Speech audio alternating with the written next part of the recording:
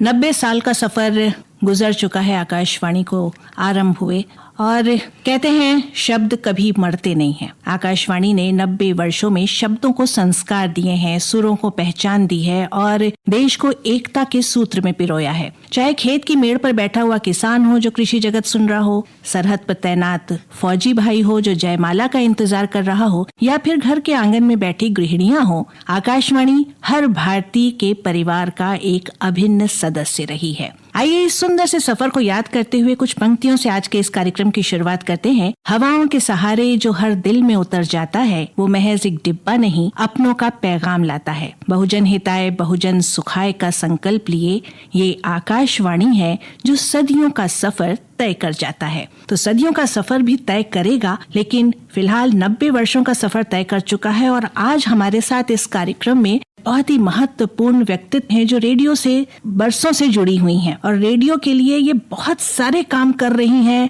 हर साल विश्व रेडियो दिवस पर दिल्ली में एक इनका बड़ा फेस्टिवल होता है जिसमें हर तरह के रेडियो के तीनों अंग, आकाशवाणी, सामुदायिक रेडियो और प्राइवेट रेडियो, इन तीनों से जुड़े हुए देश भर के बड़े बड़े व्यक्तित्व उस कार्यक्रम में शामिल होते हैं। तो सस्पेंस बहुत हो गया। नाम है इनका अर्चना कपूर। स्वागत करते हैं हम बिलासपुर आकाशवाणी के इस कार्यक्रम में आपका कि आप हमारे साथ इस समय यहाँ के स्टूडियो में मौजूद हैं। बहुत बहुत शुक्रिया सांग्या जी। रेडियो तो अब मेरा एक पैशन बन गया है और इसकी ज़रूरत दिन पर दिन मुझे लगता है बढ़ती चली जा रही है। और जहाँ आपने बात करी कि 90 साल की, और आपने कहा कि अगर हम आकाशवाणी की बात करें और 90 साल, ऐसा लगता है कि एक इतना बड़ा दौर, लेकिन एक दिन भी ऐसा नहीं है जहाँ रेडियो का महत्व किसी भी तरीके से कम हुआ हो। हालांकि हम लोग बात आजकल करते हैं खास तौर पर यूथ की, तो सब लोग सोशल मीडिया और ये सब करते हैं, पर मुझे लगता है कि रेडियो हम लोग के एक एक कण में बसा हुआ है और एक बहुत ही भरोसेमंद, सुलभ और जिसको कहते हैं नॉन डिस्क्रिमिनेटरी एक साधन, एक प्लेटफॉर्म है जो कि कम लागत और ज्यादा आउटपुट वाला माध्यम है। बिल्कुल, बहुत सही बात कही आपने। कम लागत और ज्यादा आउटपुट देने वाला माध्यम रहा है, बरसों से रहा है। तो रेडियो की प्रासंगिकता के बारे में आप इतनी बातें तो बता रही हैं, 90 सालों का सफर बीता है, और क्या लगता है आपको कि इसकी क्या भूमिका रही है भारत देश के निवासियों के प्रति? यदि हम आकाशवाणी की बात करें तो आकाशवाणी ने तो भारत की आवाज को घर घर पहुंचाने में एक ऐतिहासिक भूमिका निभाई है। अगर हम देखें स्वतंत्रता संग्राम के दौरान जो हमारी आजादी की लड़ाई थी, उसमें रेडियो का एक बहुत महत्वपूर्ण रोल रहा है। उसके बाद राष्ट्र निर्माण में उसका तो भूमिका हम लोग कभी आज तक, यदि हम अपने प्रधानमंत्री जी की भी बात करें तो वो जिस तरीके से लोगों को जोड़ते हैं अपने रेडियो के माध्यम से, अपने मन की बात के माध्यम से, जन जन तक पहुंचते हैं, घर घर तक पहुंचते हैं। अगर हम देखें शिक्षा, भाषा, संस्कृति, संगीत, समाचार, खास तौर पे स्पोर्ट्स के लिए अगर हम खेल की दुनिया की बात करें तो मुझे लगता है कि आकाशवाणी से ज्यादा किसी भी माध्यम ने रोल नहीं प्ले किया। चाय की दुकानों से लेकर के और भट्टों तक सब लोग का बस यही रहता था, और देश को जोड़ने वाली एक आवाज जो थी वो आकाशवाणी ने दी सबको, क्योंकि उसमें ना कोई कास्ट, ना क्लास, ना स्टेटस, ना कुछ। आप कहीं भी जा रहे हैं, भैया क्या स्कोर हुआ, कभी ये नहीं देखा कि कौन है क्या है, बस सबको एक देश को एक तरफ से जोड़ने के लिए, एक ही मकसद तक पहुंचाने के लिए मुझे लगता है कि रेडियो एक बहुत बहुत अहम भूमिका प्ले करता आया है और निभाता रहेगा आगे भी। और ये जनता और एक शासन के बीच आज भी माध्यम बना हुआ है। वो एक बहुत बड़ा संवाद का एक पुल की तरह रेडियो काम करता है। हाँ, और बरसों से काम करता आ रहा है जी। रेडियो के साथ एक विश्वास की बात भी है, जैसे टाइम सेंस। रेडियो टाइम मतलब ही होता था कि घड़ी की सुई ने 8 बजाया और हमारी चीजें शुरू हुई। बिल्कुल, हम जैसे रेडियो में बैठते हैं अनाउंसमेंट के लिए तो कई कई घंटे स्टूडियो में बैठे होते हैं, लेकिन हमारी नजर सिर्फ सेकंड और मिनट के कांटे पे होती है, घंटे के कांटे तो अपने आप घूमते चले जाते हैं। तो क्या कहेंगे आप विश्वास के ऊपर? आप बिल्कुल सही कह रही हैं कि मतलब घड़ी हम लोग रेडियो टाइम से मिलाते थे। अब सुबह के 8 बज रहे हैं, देवकी नंदन पांडे जी से समाचार सुनिए। 9 बज रहा है तो हवा महल आएगा, 7 बज रहा है तो जयमाला, मतलब जो फौजियों के लिए आएगा। मतलब जो भी था एक टाइम बाउंड, हम लोग की जो घड़ी थी उसी हिसाब से चलती थी। और बड़ा अफसोस होता है कभी कभी जब हम यूथ को देखते हैं जिनको ना समय का अंदाजा है, अगर वो सोशल मीडिया पे उन्होंने स्क्रॉल करना शुरू कर दिया तो कहाँ समय चला जाता है पता ही नहीं। पर जो एक पूरा जनरेशन जो रेडियो पर बड़ी हुई है, और आज भी जब हम लोग रेडियो फेस्टिवल करते हैं और उसमें जितने भी बड़े बड़े लोग आते हैं, चाहे वो राज्यसभा के स्पीकर आए या वो CEO ऑफ प्रसार भारती आए या secretary of ministry of information broadcasting आए, सबकी यादें, सबका बचपन उस रेडियो से जुड़ा हुआ है।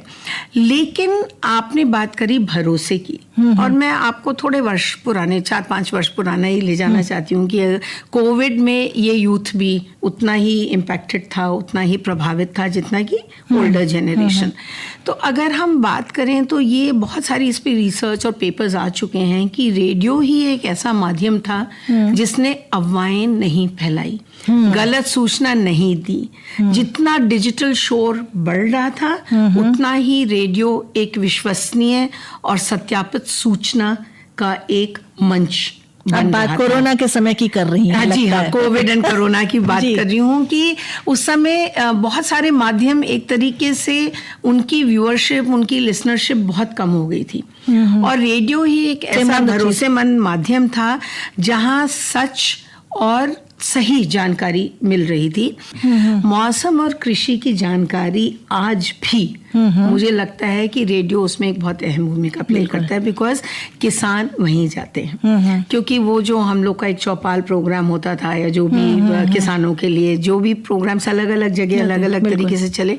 तीसरी चीज जिसमें रेडियो एक बहुत इम्पोर्टेंट रोल प्ले करता है वो है भारतीय संस्कृति। बिल्कुल, क्योंकि जो हमारे पास एक आर्काइव है, जो एक हमारे पास खजाना है म्यूजिक का, स्पीचेस का, और जो गाने भी बने हुए हैं कि मेरी आवाज ही मेरी पहचान है। अब तो ये हो गया है कि प्राइवेट एफएम्स को वीडियो भी उतना ही करना पड़ता है, सोशल मीडिया पे उतना आना पड़ता है अपनी पहचान बनाने के लिए। लेकिन जब हम बड़े बड़े वहाँ के आरजे से बात करते हैं, वो भी कहते हैं कि हमें आज भी लोग हमारी शक्ल नहीं हमारी आवाज से जानते हैं, क्योंकि भरोसा आपकी आवाज पर था, और आपकी आवाज ही आपको एक आइडेंटिटी दे रही थी और एक स्टेटस दे रही है जिस पर लोग भरोसा करते हैं। सो आई थिंक कि चाहे आपदाएं हों, चाहे स्वास्थ्य के मामले हों, चाहे कृषि, मौसम, सांस्कृतिक जो हमारी रिचनेस है उसके बारे में, सो रेडियो इज अनबीटेबल। बिल्कुल। अभी तक हम एक जनरल रेडियो की बात कर रहे हैं, आकाशवाणी के 90 सालों की बात कर रहे हैं, और अब विदेशों में जो रेडियो है, यूरोप का रेडियो, नेपाल का रेडियो, स्विट्जरलैंड का रेडियो, ऐसी जगहों से भी जुड़ी हुई हैं। तो हम थोड़ा सा रेडियो की ही बातों को आगे बढ़ाते हुए आपसे जानना चाहेंगे कि एक विश्व स्तरीय अंतर्राष्ट्रीय रेडियो की क्या स्थिति है और एक सामुदायिक रेडियो की क्या स्थिति है। अगर हम अंतर्राष्ट्रीय रेडियो की बात करें तो हम ये मान के चलते हैं कि आज भी अगर हम यूरोप की बात करें तो यूरोप में रेडियो की जो रीच है, रेडियो की जो इम्पोर्टेंस है, रेडियो की जो लिसनरशिप है, वो किसी भी प्रकार से कम नहीं हुई है। आज भी सुबह की खबर या सुबह हर किसी के घर में एक रेडियो की आवाज गूंजती है। जितने भी इम्पोर्टेंट चैनल्स हैं, चाहे वो मतलब नेशनल चैनल्स हों, चाहे वो प्राइवेट चैनल्स हों, वो लोग न्यूज ब्रॉडकास्ट करते हैं। और जैसा कि हमने बात करी कि भरोसेमंद खबर वो देते हैं,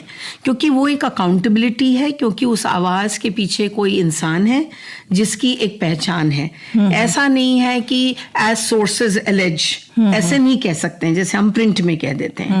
और उसकी जो शेल्फ लाइफ है वो कहीं ज्यादा है। तो हम लोग अगले दिन उसकी एक त्रुटि और ये सब करके नहीं कह सकते कि सॉरी हमने ये कहा है। तो जो भी आप बोल रहे हैं वो, जैसे आपने कहा कि ये शब्द हमारे पूरे ब्रह्मांड में रहते हैं और मरते नहीं हैं, मिटते नहीं हैं, तो वो शब्दों की अहमियत है। तो विदेशों में रेडियो आज भी एक बहुत इम्पोर्टेंट टूल फॉर इंफॉर्मेशन है, लोगों को जोड़ता है, अलग अलग भाषाओं में होता है और खर्च कम है। तो लोगों तक पहुंचने का एक बहुत अच्छा माध्यम है। अगर ये इतना सक्सेसफुल ना होता तो फिर कई सारे रेडियोस बंद हो गए होते। बिल्कुल। लेकिन हम ये नहीं देख रहे कि नेशनल रेडियोस अभी भी चल रहे हैं, प्राइवेट रेडियोस अभी भी चल रहे हैं, और एक जो फर्क है कि उनको सबको न्यूज़ और करंट अफेयर्स ब्रॉडकास्ट करने की आज़ादी है। जबकि हमारे देश की अगर हम बात करें तो जो आपने शुरू में कहा कि 3 टियर्स ऑफ रेडियो हैं, एक पब्लिक रेडियो जिनको कि स्पोर्ट्स और news and current affairs broadcast करने की आज़ादी है, फिर एक प्राइवेट रेडियो जो सिर्फ एंटरटेनमेंट करते हैं और जितनी खूबसूरत बातें कर पाते हैं उसकी वजह से वो पॉपुलर होते हैं, और फिर एक सामुदायिक रेडियो जब हमारी अंडरस्टैंडिंग में, हमारी जानकारी में और जो भी हम एज इंडिविजुअल्स हैं इतनी ज़्यादा डिफरेंस है, इतना ज़्यादा गैप है, तो उस गैप को पूरा करने के लिए सामुदायिक रेडियो एक बहुत पोटेंशियल टूल है। इतना सारा कुछ रेडियो, इतना फैला हुआ रेडियो देश में विदेश में सब जगह, उसके बाद भी हमको अक्सर ये जुमला सुनने को मिलता है, कौन सुनता है रेडियो। जैसे कि हम लोग बात कर रहे हैं अपने देश की विविधता की, तो हम लोग 5000 साल पुरानी एक संस्कृति है जिसमें कि लेयर्स अलग अलग हैं। एक तरफ आपके पास एक सिलिकॉन वैली होगा और एक तरफ आपके पास आज भी कोई बहुत ही गरीब किसान होगा, हाशिए पे रहने वाले लोग। तो अगर हम बात करें कि क्या उनके पास इंटरनेट की सुविधा है, क्या उनके पास स्मार्टफोन है, अगर हम अपने देश का भी देखें तो अगर हम ये मान भी लें कि 600 से 800 मिलियन स्मार्टफोन्स हैं, तो इंटरनेट सबके पास है क्या? सबके पास पैसा है क्या कि वो अपने को रिचार्ज कर सकें? आज भी हम इतने लोगों को जानते हैं जो कि अपना नेट ऑफ कर देते हैं क्योंकि आपको निरंतर उसको रिचार्ज करना है। अगर आपके पास लिमिटेड रिसोर्सेज हैं तो आपको प्रायोरिटाइज करना पड़ेगा कि हम किस पर इसका खर्च करेंगे। तो हम ये ना भूलें कि आज भी अगर हम अपने को 1.4 बिलियन बोलते हैं तो 700 मिलियन ऐसे लोग हैं जिनके पास ये साधन नहीं है। अगर हम माने कि पूरे 800 मिलियन के पास स्मार्टफोन है, उसमें भी हमको ये इसको ब्रेक करना पड़ेगा कि कितनी महिलाओं के पास ये साधन है, उनके पास क्या आज़ादी है सुनने के लिए, वो कैसे इसका इस्तेमाल कर सकते हैं। घरों में फ़ोन है लेकिन 8 लोगों के बीच में एक फोन है, वो फोन किसके पास रहता है? पुरुष के पास। ओटीपी किसके पास जाता है? पुरुष के पास। तो जानकारी किसके पास है? पुरुष के पास। तो क्या हम अपने 50% महिलाओं को भूल जाएं या 50% जनता को भूल जाएं?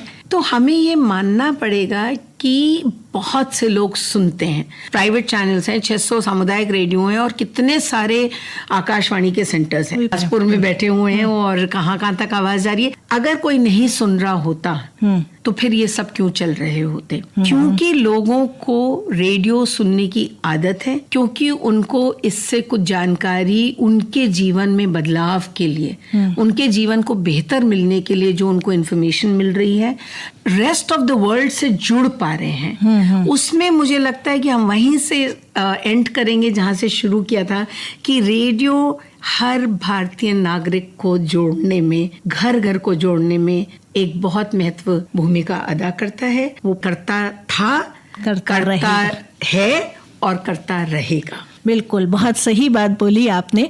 और वक्त हो चुका है। आपका बहुत बहुत धन्यवाद बिलासपुर के आज के इस स्टूडियो में इतनी खूबसूरत बातों के साथ हमारे साथ जुड़ने के लिए। और सभी श्रोताओं से अब हम इजाजत चाहेंगे। नमस्कार। नमस्कार।